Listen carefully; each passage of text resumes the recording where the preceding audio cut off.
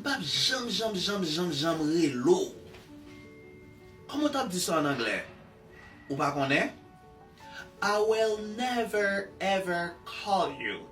I will never ever call you.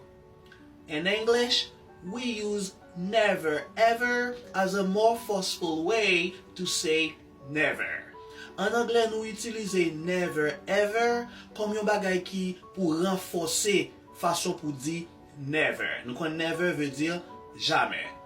For example, I promise to never ever do it again. I promise to never ever do it again. Je promets pour ne pas jamais faire ça encore. Un petit proverbe moun yo reme utiliser en pile en anglais qui dit comme ça. Never ever ignore a person who truly loves you, because one day you will realize that you missed the moon while counting the stars. Entendez? Never ever ignore a person who truly loves you, because one day you will realize that you missed the moon while counting the stars. Thank you, everybody. Écris pour moi dans commentaire qui bagay ou pas jamais fait. Et puis pas oublier mettre cette vidéo ça dans favori ou partager pour plus moun ka joindre.